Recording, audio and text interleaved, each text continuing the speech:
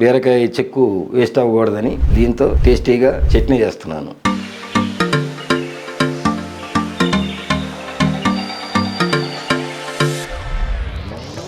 ఇప్పుడు మనం ఉడకబెట్టుకున్న మిశ్రమాన్ని చల్లార్చుకున్నాం. పూర్తిగా చల్లారిన తర్వాత మిక్సీలో తీసుకుని మిక్సీ పట్టుకున్నాం.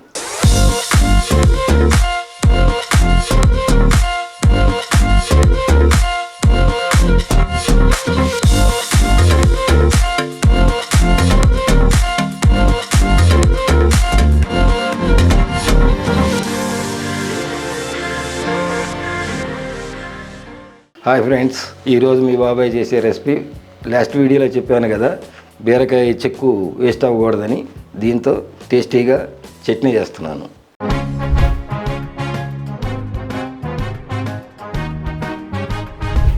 దీనికి కావాల్సిన ఐటమ్స్ ఇదిగో బీరకాయ చెక్కు,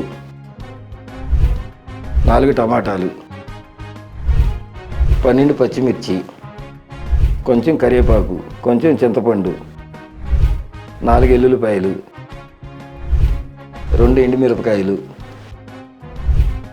ఉప్పు, జీలకర్ర, ఆవాలు, శనగపప్పు. ఇప్పుడు స్టవ్ ఆన్ చేసి కళాయి పెట్టుకుని 3 టేబుల్ స్పూన్ల ఆయిల్. ఇప్పుడు మిర్చి,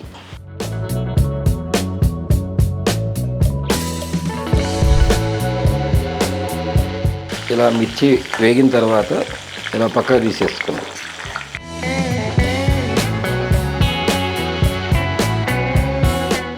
ఇదే బాండీలో బీరకాయ తొక్కు. ఇప్పుడు మనం టమాటా కట్ చేసుకున్నాం. ఈలోపు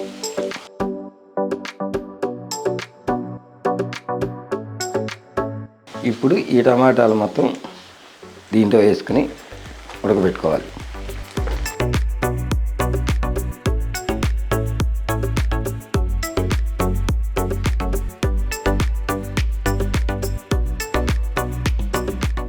ఈ టమాటా ఇది మగ్గుతానికి కొంచెం సాల్ట్, కొద్దిగా చింతపండు,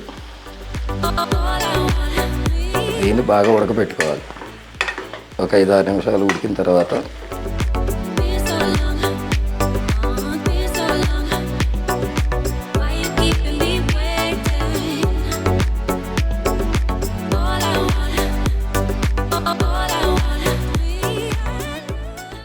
ఇప్పుడు దీంట్లోకి 7-8 రెబ్బలు ఎల్లుల్లిపాయలు, దాంట్లో అర టీ స్పూను సాల్ట్ వేసాక దాన్ని చూసుకుని 1 టీ స్పూన్ సాల్ట్. ఒకసారి మూత తీసి చూసుకుందాం.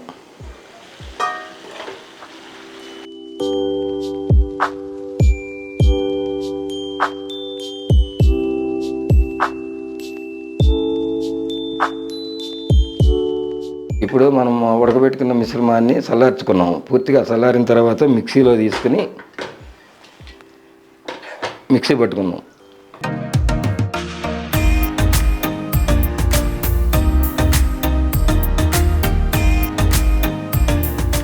ఇప్పుడు స్టవ్ ఆన్ చేసుకుని ఇంకో కళాయి పెట్టుకుని 4 టేబుల్ స్పూన్ ఆయిల్,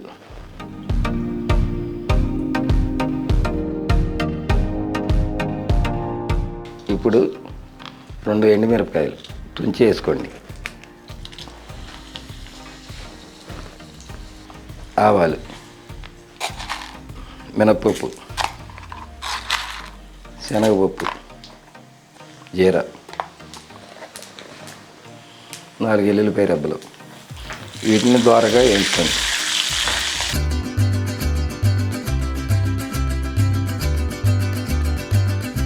ఇప్పుడు 4 కరివేపాకు రెబ్బలు,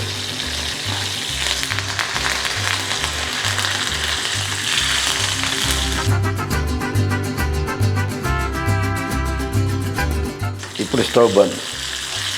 ఇప్పుడు మనం మిక్సీ పెట్టుకొచ్చిన గ్రేవీ దీంట్లో వేసుకో చట్నీ.